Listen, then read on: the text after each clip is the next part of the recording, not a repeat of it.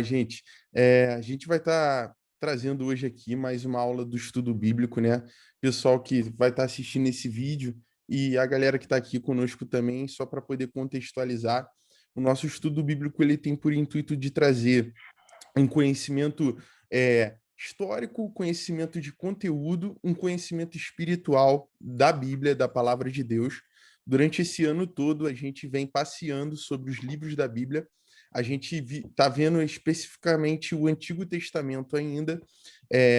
Esse é o primeiro vídeo do canal relacionado ao estudo bíblico. Porém, a gente já está nos profetas menores, né? Hoje a aula vai ser com o objetivo de apresentar o profeta Miqueias. Já passamos por muitos outros livros e assim estamos avançando no estudo de cada livro da palavra. E a gente tem por intuito terminar ainda esse ano o estudo dos livros da Bíblia e trazer muito mais conteúdo quando a gente terminar esse estudo específico. A gente vai trazer disciplinas e muito conteúdo para o canal aí da igreja, para a galera que também não está podendo participar do estudo e que pode recorrer a esse recurso do vídeo.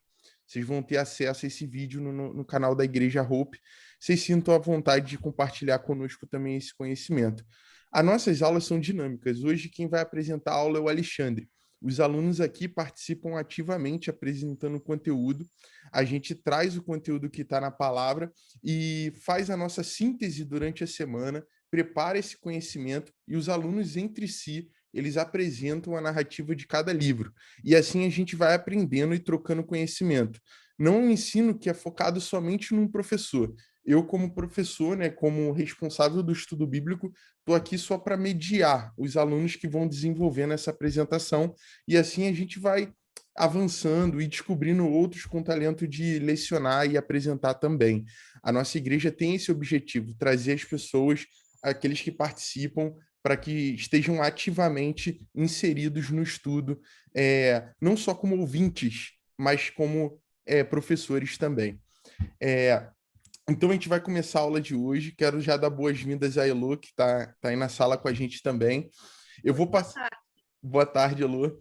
Vou passar a palavra agora para o Alexandre, ele vai estar apresentando para a gente o livro de Miqueias, né? Alexandre, fica à vontade, você está com a palavra, o pessoal já está com o microfone fechado, aí você pode tocar a partir daqui a apresentação do livro.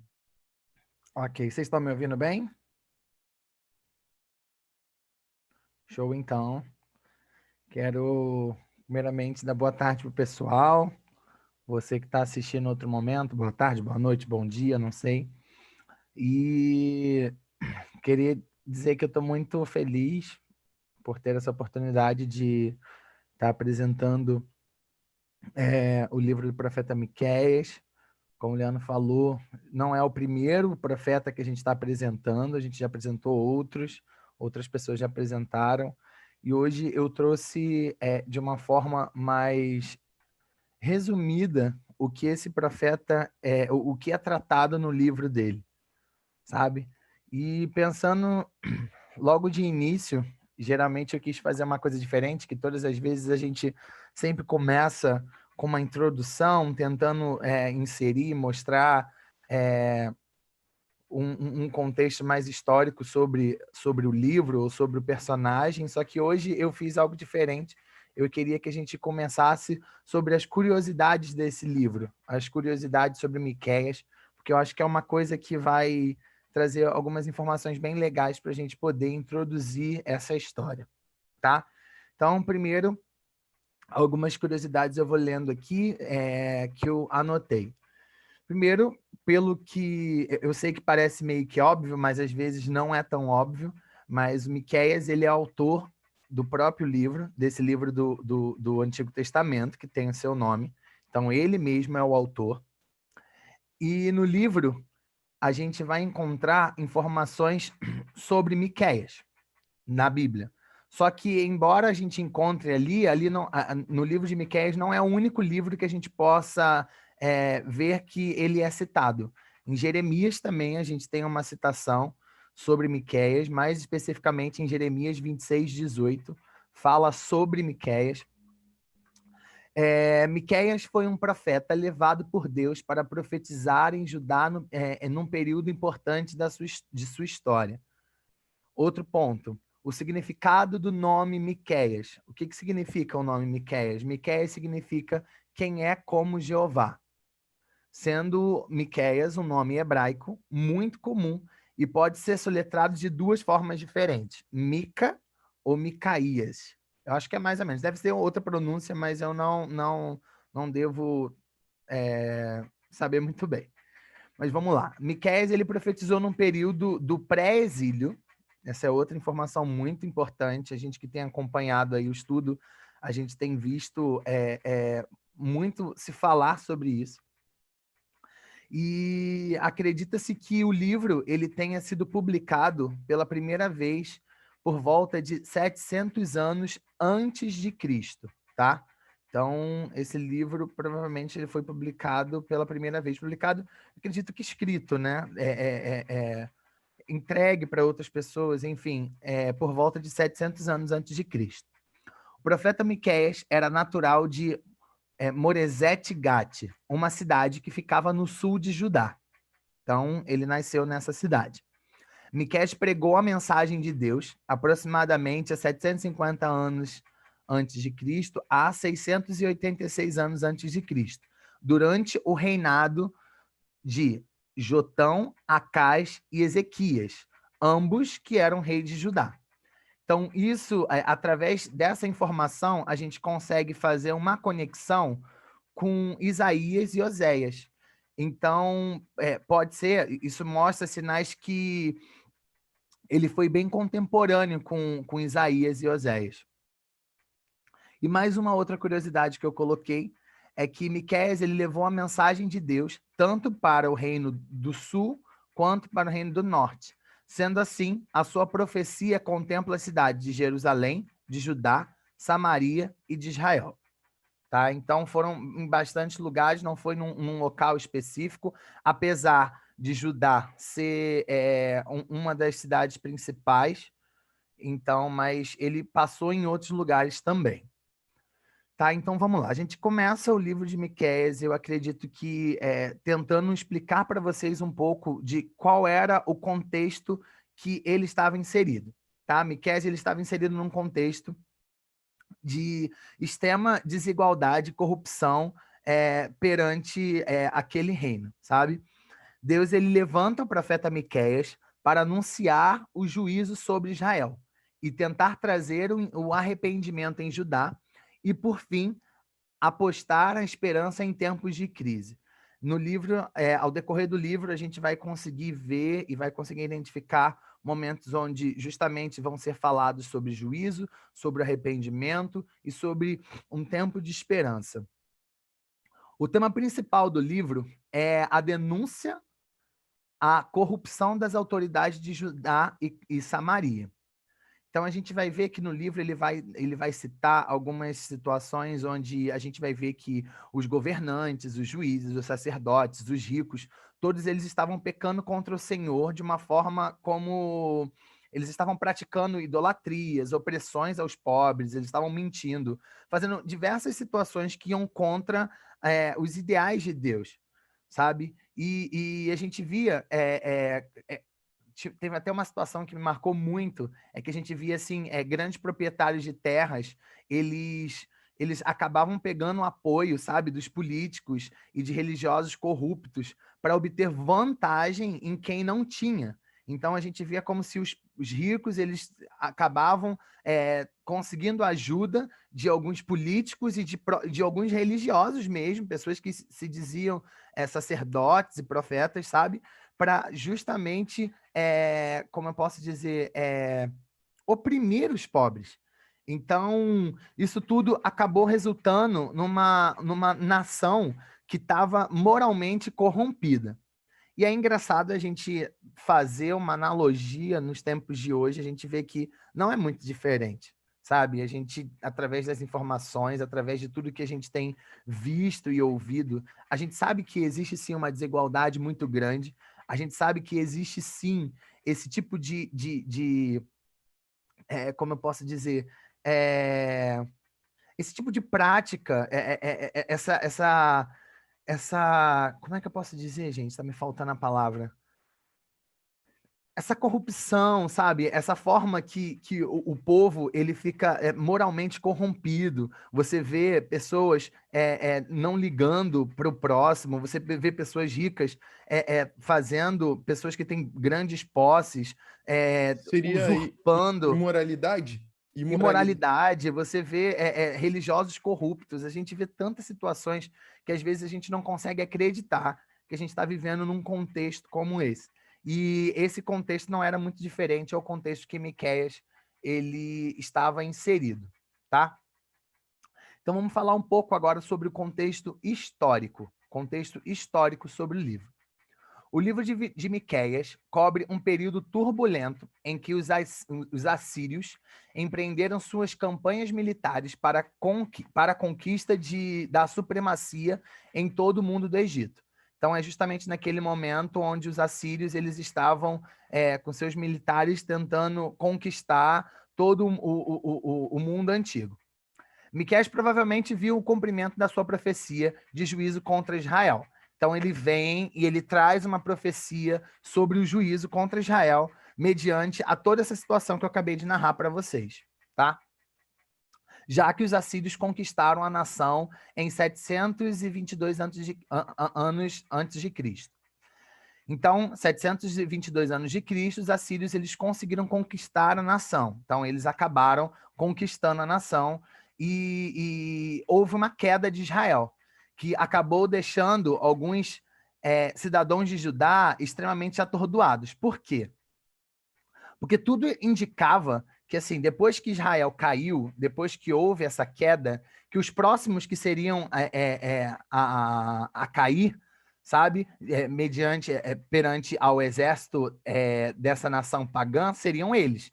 Então, isso já começou a trazer um tipo de receio, um tipo de medo, sabe? Só que era engraçado, porque assim, por mais que eles tivessem receio, por mais que eles tivessem medo, por mais que eles vissem que o profeta já tinha profetizado sobre a forma como eles estavam agindo moralmente, ou enfim, eles acabavam, eles se pegavam em uma situação muito engraçada. Porque assim, os líderes religiosos, eles tinham uma crença de que a cidade deles estava guardada por quê? Porque o templo estava instaurado lá. Então, eles achavam que, pelo templo estar na capital, Deus iria salvar eles e eles iam ficar libertos das mãos do povo pagão, sabe? Só que isso, Miqueias chegou e advertiu a eles que o templo ele não tinha nenhum poder mágico de salvação, sabe? E que não era isso que iria salvar o povo, sabe? Que eles precisavam de verdade reconhecer que Deus era a única fonte de poder e se arrepender daquilo que eles tinham feito, sabe? Mas o povo, eles preferiam se apegar nessa promessa de que o templo está aqui, então nós vamos ser livres das mãos do povo assírio. Então, mais ou menos esse é o contexto histórico que se passa a história do livro de Miqueias. Eu separei mais ou menos uma estrutura do livro como geralmente a gente separa os capítulos e a gente separa os temas que são abordados naquele capítulo. Então, eu separei essa estrutura. Essa estrutura está separada assim. Miqueias, do capítulo 1 ao capítulo 2, ele fala sobre o julgamento e sobre a condenação. Tá? Do 3 ao 5, ele fala sobre restauração e consolação. E do 6 ao 7, ele traz arrependimento e sentença.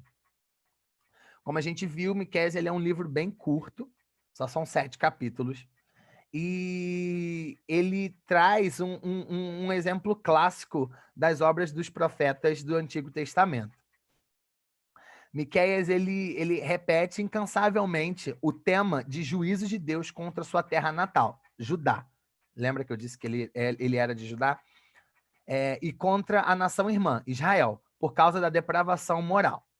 Miqueias viu os assírios se fortalecerem e marcharem contra as nações do mundo do Egito.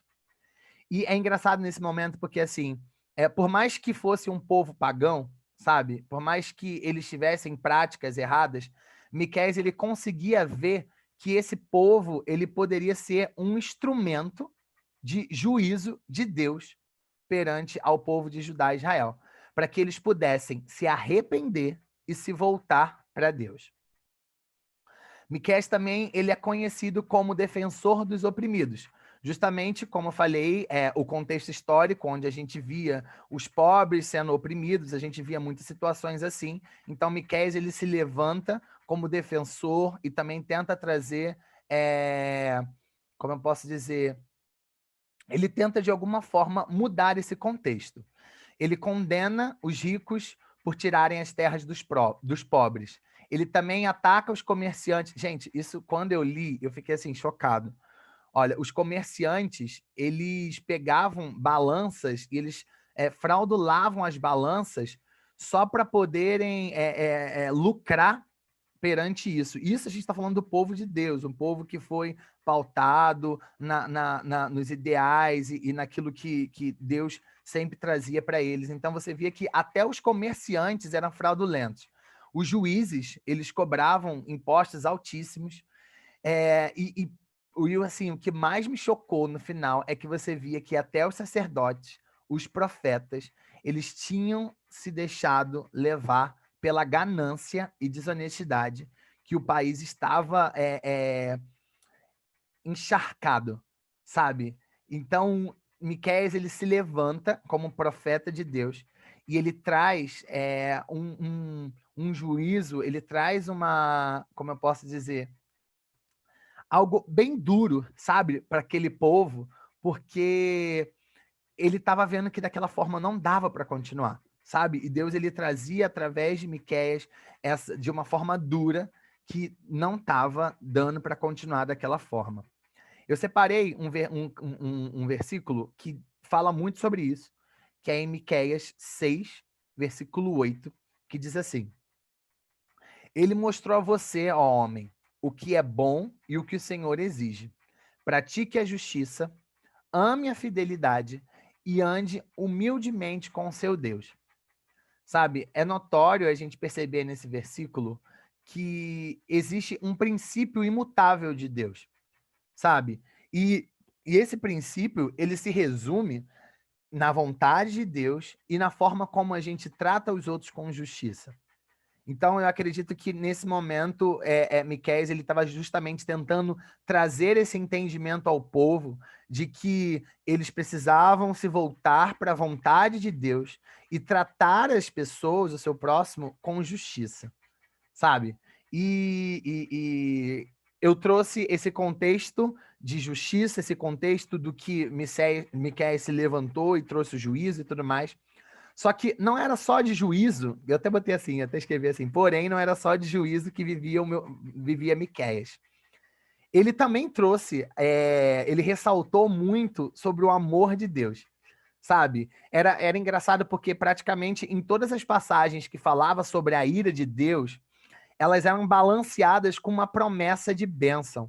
Então você via esse tipo de cuidado de Deus, esse amor, sabe? Mesmo aquelas pessoas sendo tão mesquinhas, tão moralmente corrompidas, Deus ele trazia um entendimento, ele trazia o juízo, mas ele também trazia aquela promessa de bênção de uma forma bem amorosa, mostrando que ele não tinha desistido daquele povo, sabe? E outra situação que eu acho que é uma das maiores promessas assim que o livro ele pode trazer, não só para aquele povo, mas ele trouxe também para nós, quando ele fala, ele traz a profecia sobre o nascimento do Messias, que fica em Miqueias 5:2. Ele fala assim: Mas tu, Belém Efrata, embora sejas pequena entre os clãs de Judá, de ti virá para mim aquele que será o governante sobre Israel. Suas origens estão no passado, distantes em tempos antigos. É engraçado a gente ver que há 700 anos antes de Cristo, nesse versículo, Miqueias ele já está trazendo uma previsão de onde Jesus nasceria, sabe? É muito engraçado porque a gente vê que essas promessas que Deus ele trazia para o povo, não era só para eles. A gente vê que até hoje ela vem repercutindo, sabe? Então, ele já profetizava, Miqueias já profetizava há 700 anos antes de Cristo, onde o Messias iria nascer.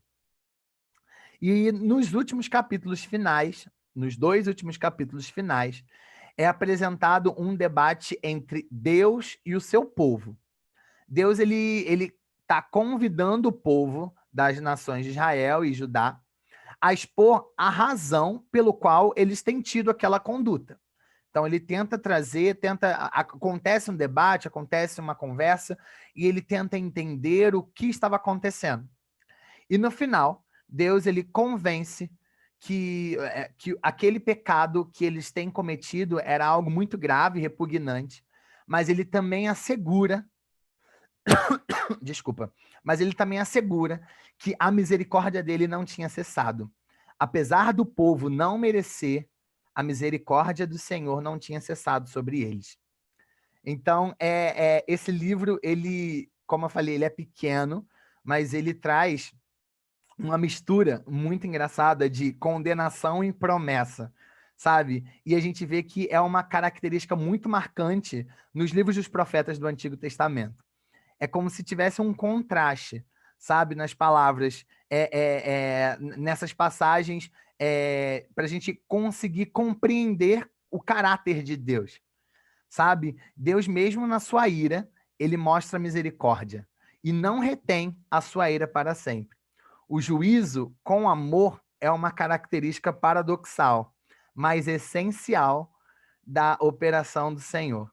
Aí é muito engraçado, porque a gente vê como Deus ele realmente é algo que faz parte da característica dele, sabe? A gente consegue compreender através dessas histórias o como Deus ele é, sabe? E a gente vê o quão lindo ele é, sabe? Mesmo aquele povo não merecendo, mesmo aquele povo extremamente corrupto, imoral, Deus ele trazia o juízo, ele mostrava para eles o que precisava fazer, que se eles não fizessem, teriam consequências, assim como teve com o povo assírio vindo e trazendo queda a Israel e tudo acontecendo, mas ele também vinha e ele mostrava que se o povo se arrependesse, se o povo mudasse a forma de andar, a forma de agir, sabe, que existiam promessas ali, que existiam promessas e de uma forma amorosa para que aquele povo pudesse, como eu posso dizer, ser abençoado por Deus de verdade. E outro ponto também que eu achei assim muito legal é que por mais que Deus ele tentasse conservar a santidade dele, sabe, ele não se esqueceu da promessa que ele havia feito a Abraão há séculos atrás, sabe? Ele poderia, tipo, de verdade, dizimar todo aquele povo, mas ele sabia que havia uma promessa que ele tinha feito a Abraão, então ele não ia descumprir com aquilo que ele falou.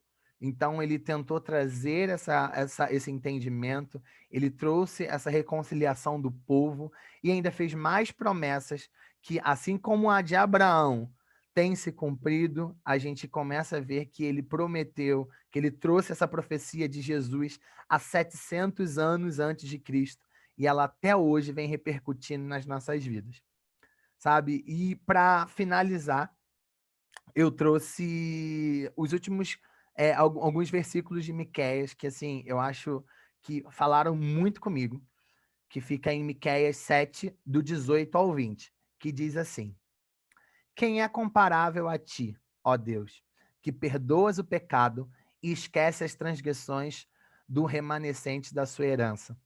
Tu, quem não permaneces irado para sempre, mas tem prazer em mostrar amor.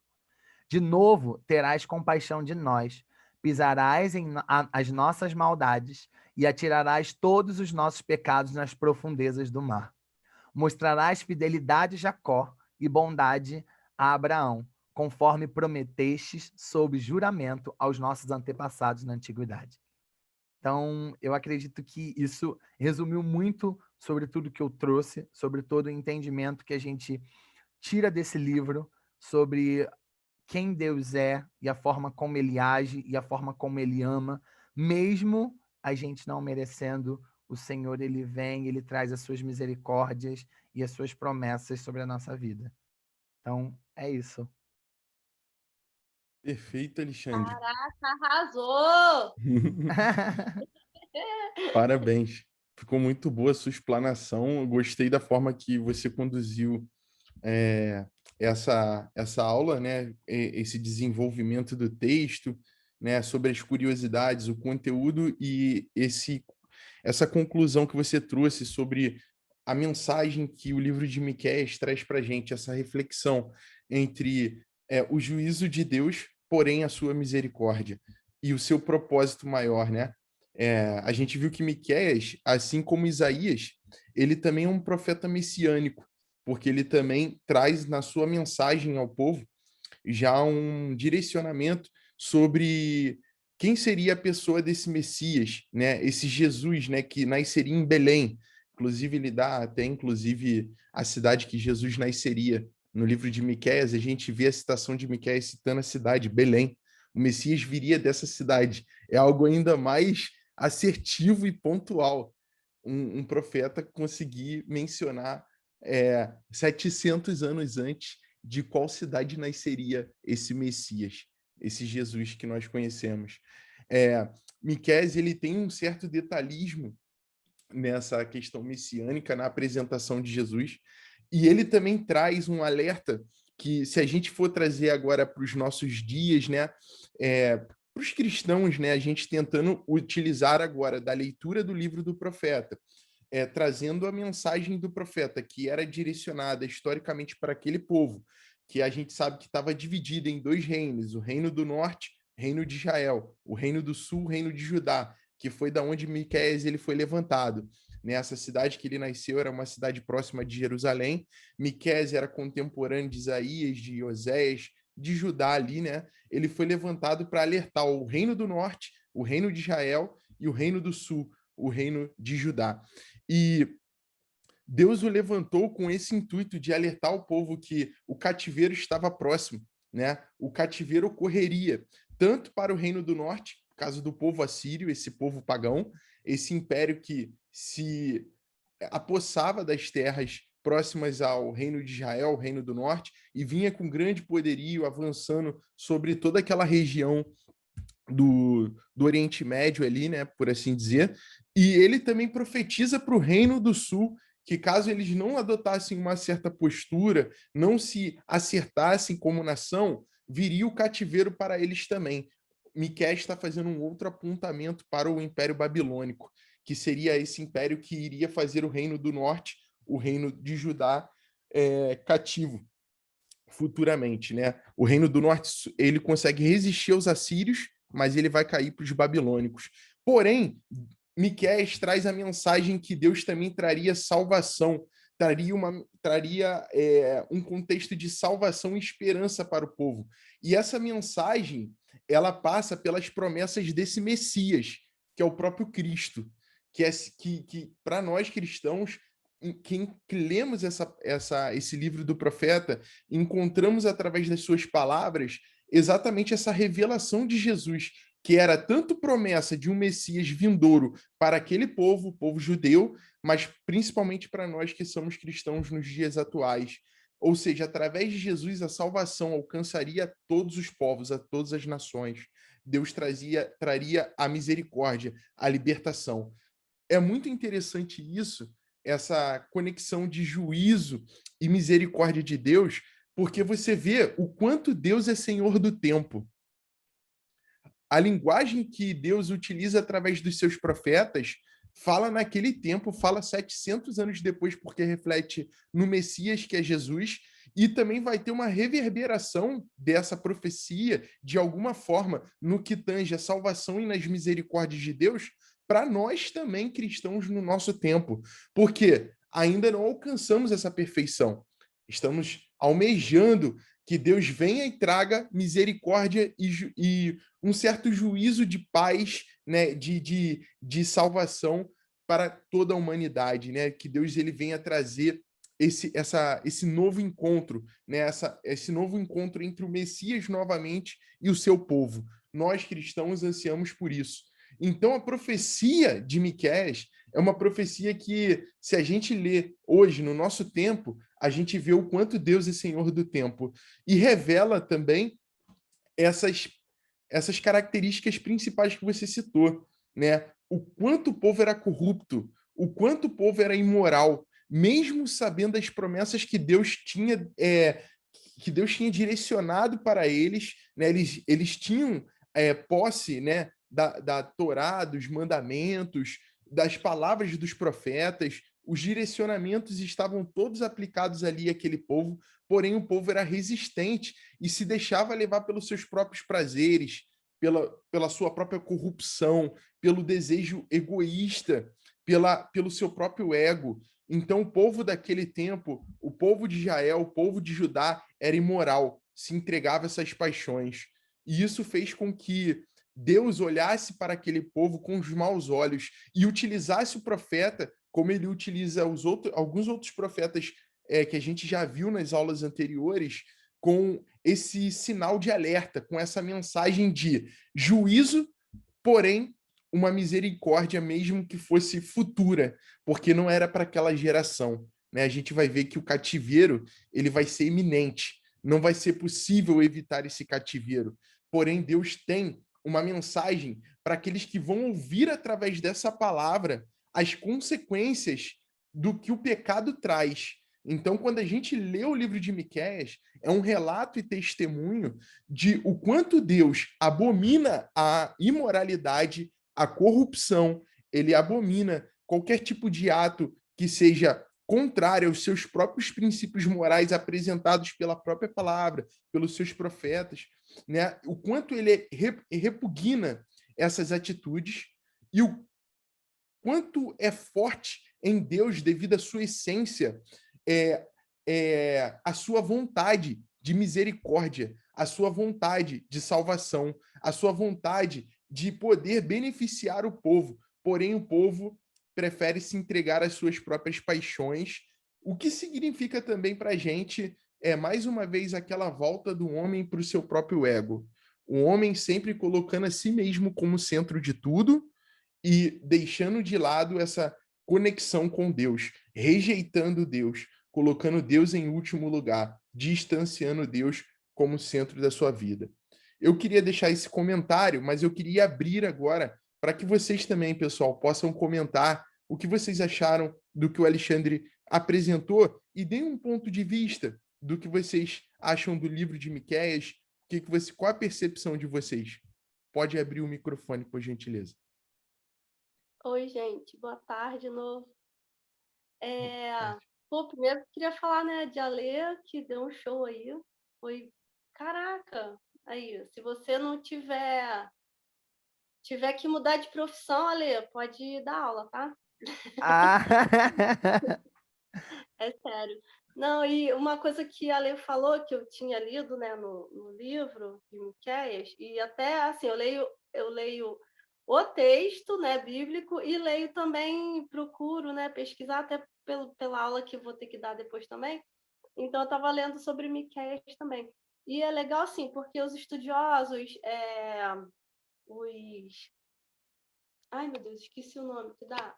O pessoal Os mesmo que estuda a historiadores? Bíblia, né? Uhum. Os teólogos também, Teólogos. eles às vezes ficam nessa briga de em que ano que foi escrito, em que período que foi escrito, quem realmente escreveu, e a gente vê ali que foi realmente Miqueias, e às vezes até duvidam se aquilo ali não é só uma história. Se eu estiver falando besteira, você me corrige Não, aí, tá por favor, super tá, certo. Leandro? Não, tá certinho, é E isso às aí vezes mesmo. eles acham até que aquela pessoa, aquele personagem bíblico não existiu.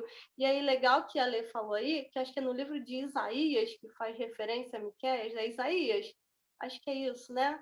Sim, Jeremias. Jeremias. Enfim, sabia que era um profeta aí maior. Então, assim, aí a gente vê que realmente... porque às vezes eles criam essas dúvidas, né? De se existiu mesmo, se foi que escreveu, em que tempo. E aí a gente vê que em outro livro da Bíblia aparece referência sobre aquilo ali, né? Então, eu acho legal essa parte, sabe? tá estudando agora a Bíblia dessa forma, para mim está sendo bem, bem legal.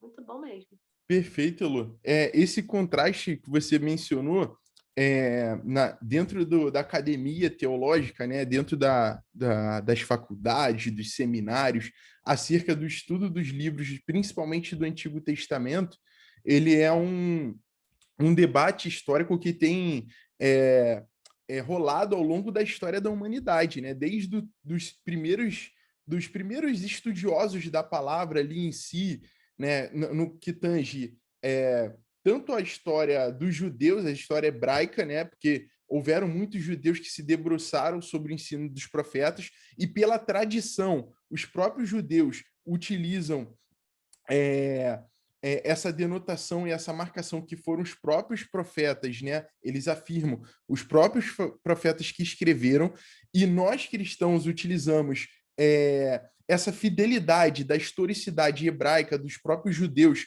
como afirmação, que são os próprios escritores, até porque os judeus tinham muito cuidado de preservar os textos originais, tanto que uma das tradições mais fortes entre o povo judeu de guardar a sua história é exatamente utilizando copistas, pessoas que copiam os textos originais e vão deixando esses textos para a posteridade, para as gerações futuras.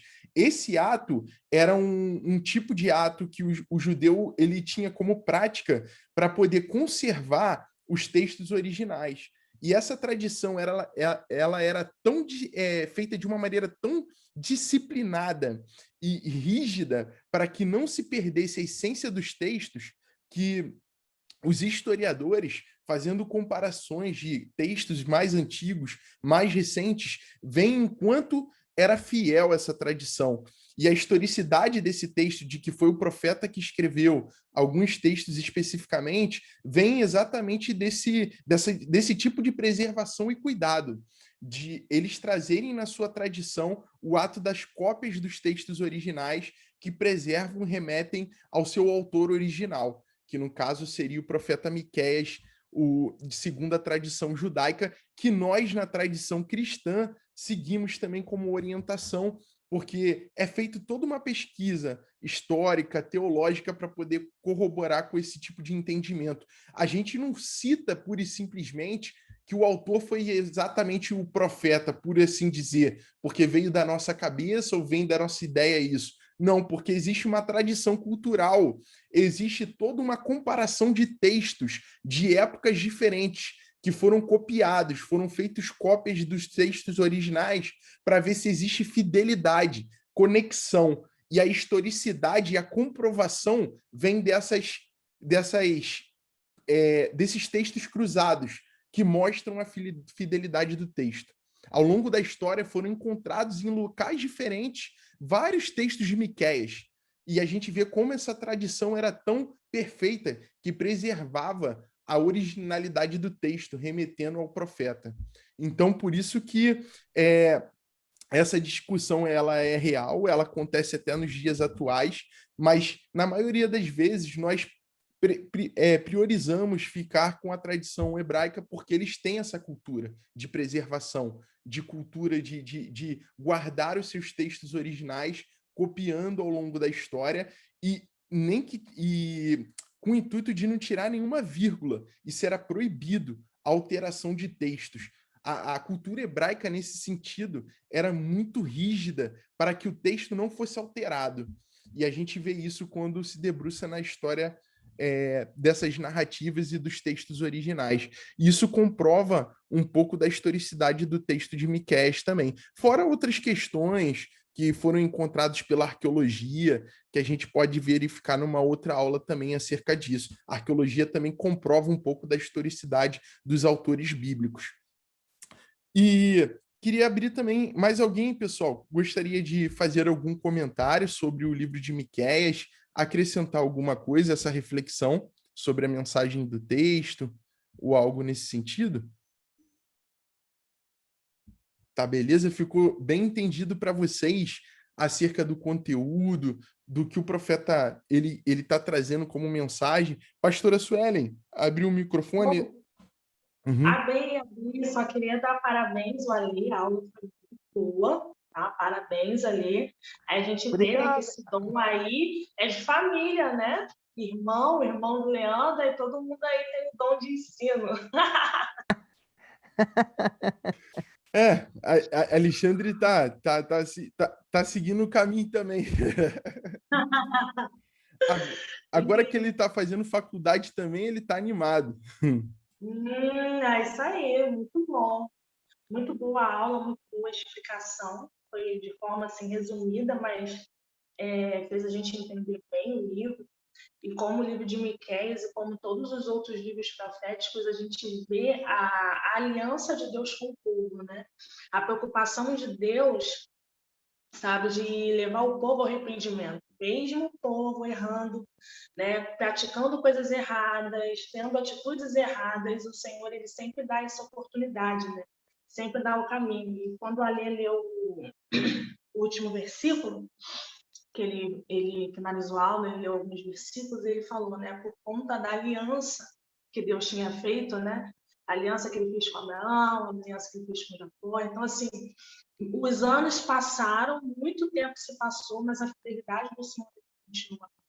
Assim, por conta de uma aliança que foi feita lá no início, né, o Senhor ele permanece fiel. Então, assim, a gente tem que tomar isso também como exemplo. Às vezes a gente faz alianças e na primeira oportunidade a gente já vai lá e quebra, a gente já vai lá e se separa, já vai lá e se decepciona e se arrepende de ter feito qualquer tipo de aliança. Não falo só aliança de casamento, mas falo alianças na vida, amizade, alianças profissionais. E às vezes a gente faz uma aliança e a gente não tem noção de como uma aliança ela é algo muito sério perante Deus, né? Quando faz qualquer tipo de aliança.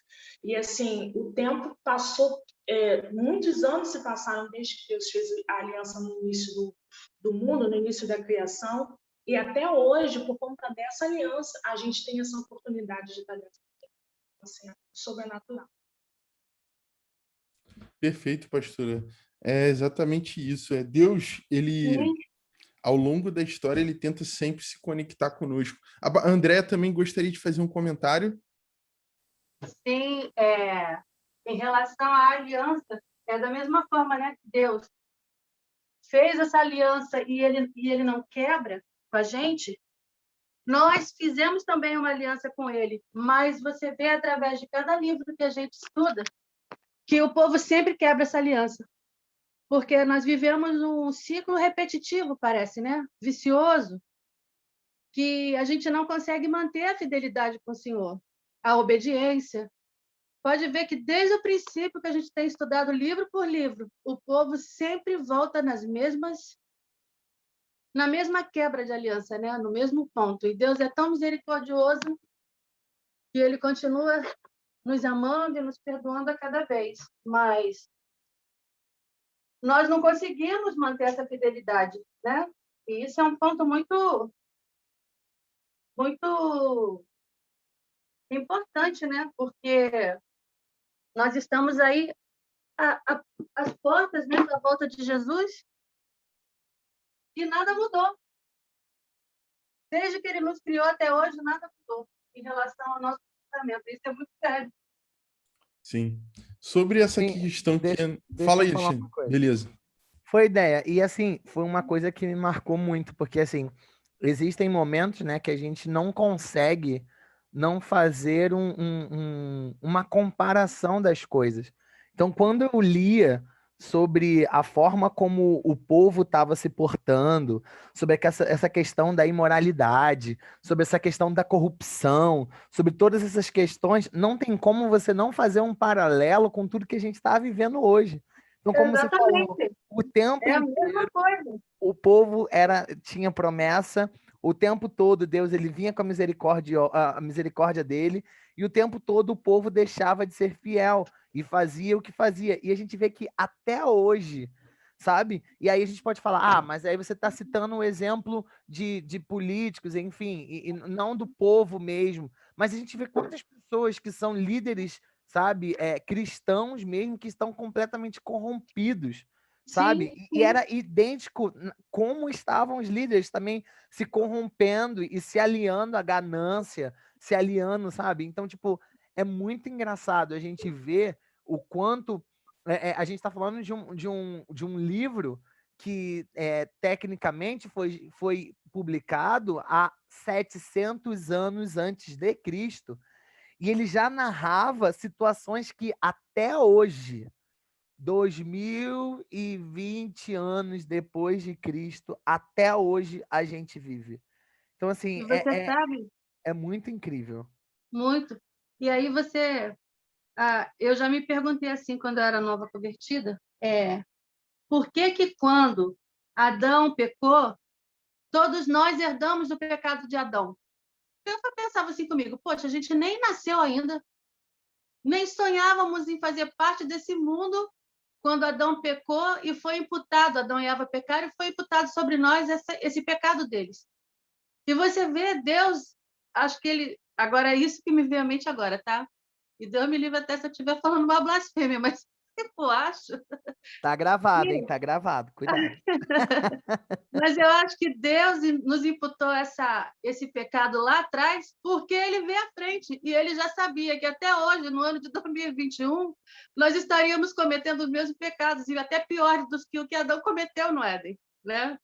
Ele já sabia que a nossa natureza era pecaminosa e que nós iríamos viver pecando a vida toda. É muito incrível isso. Sim, sim. E essa, essa, Pesado, né? com certeza. E essa questão que você falou, André, foi importante você ter tocado nesse ponto de Adão e do pecado original, porque isso mostra para gente também, gente, fazendo essa análise histórica que vocês viram, que parece que na espiritualidade, na questão espiritual agora que eu estou querendo falar, a nossa história parece cíclica, né? Como se a gente Sim. sempre voltasse para o mesmo ponto. É uma história que está sempre espiritualmente falando, né? Voltando para o mesmo ponto, que o homem volta a essa necessidade. Ele busca a necessidade em Deus, caminha, porém ele cai e vê que precisa voltar à necessidade de Deus novamente. Isso mostra o quanto o pecado ele é presente, né, nas nossas vidas, o quanto o homem ele é caído e ele necessita que Deus faça parte da vida dele. Porque, de alguma forma, nessa conexão entre o homem e Deus, ele encontrando essa importância de Deus na vida dele, ele encontrando essa sabedoria, esse raciocínio da necessidade que Deus vai ter na vida dele, ele vai encontrar o caminho, e um caminho mais, como eu posso dizer, mais valioso, né, ao decorrer da sua trajetória na Terra. Por mais que a gente sempre venha a ser fadado a errar novamente e a cometer erros como esse, de egoísmo, inveja, afastamento de Deus, né, de tornar, dar espaço a esse ego, né, maior do que Deus como centro, a gente sempre no centro das coisas. Ou seja, isso mostra exatamente a narrativa bíblica. Deus nos revela através dos profetas, através do seu povo, do como eles viviam essa história cíclica de queda, de juízo e misericórdia de Deus. Se não houvesse a misericórdia, o povo nem subsistiria, por assim dizer, já teria desaparecido lá no passado. Porém, as misericórdias de Deus possibilitaram a esse povo essa continuidade. Por quê? Deus também tinha sua soberana vontade sobre essas questões. Deus tinha coisas para se cumprir. Ele tinha que revelar o seu filho. Através de Jesus viria a mensagem de redenção, de salvação. Então Deus não poderia também ficar dependente apenas da vontade do povo. Deus sabia que teria que cumprir essa promessa para que as nações, né, o encontro dele com o homem, ele fosse feito em sua plenitude novamente, né? A gente ainda vai alcançar essa plenitude, mas eu digo assim, Jesus teria que ser revelado à humanidade para que a gente pudesse entender o plano de redenção de Deus, o quanto ele nos amava, por que ele entregou o seu filho, um amor que ninguém compreende. Agora a gente entende, vendo essas narrativas, porque Deus não quer para nós juízo, ele quer misericórdia, ele quer relacionamento, ele quer contato. Porém, nós somos como... muitas vezes somos como esses povos do passado, resistentes à voz de Deus e, pura e simplesmente, preferimos viver a história cíclica. Essa história que anda em círculos, que, tipo, eu entendo a necessidade de Deus, caminho um pouco, já esqueço dessa necessidade. Aí eu caio. Aí eu preciso de novo me voltar para Deus.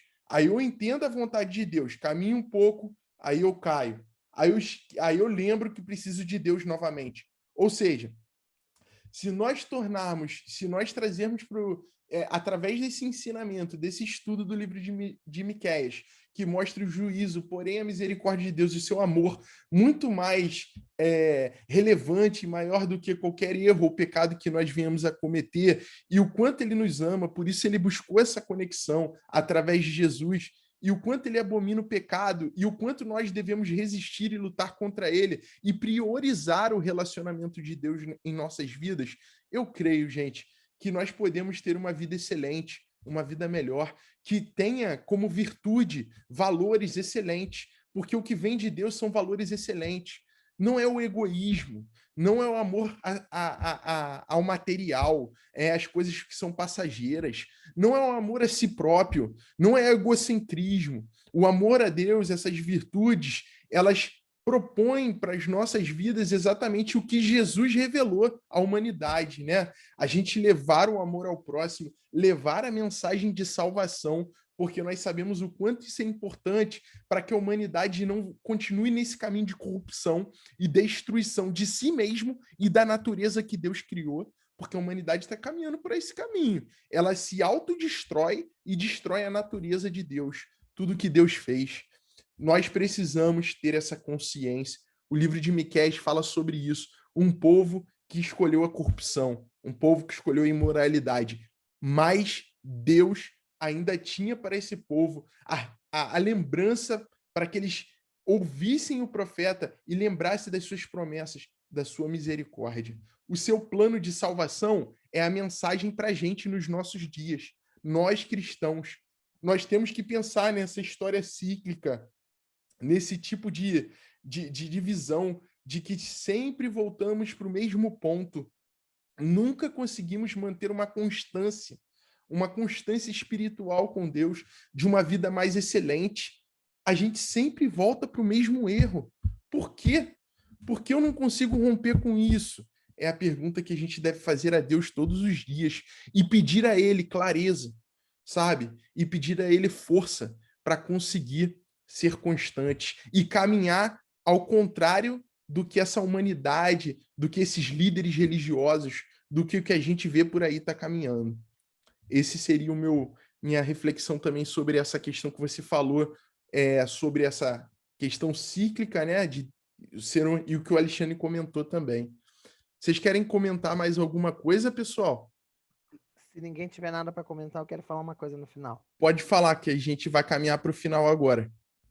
Tá, eu queria, na verdade, fazer um agradecimento e honrar uma pessoa que eu sei que não está aqui conosco agora, mas eu sei que vai assistir esse vídeo, então eu já vou deixar aqui registrado.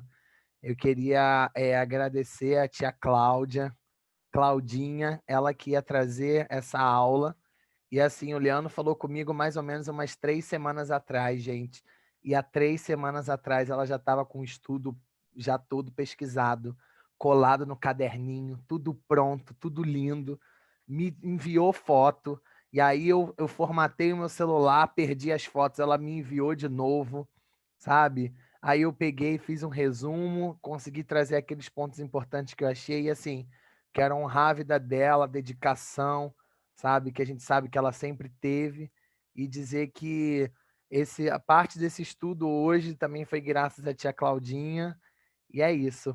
Estamos com saudade, te amamos.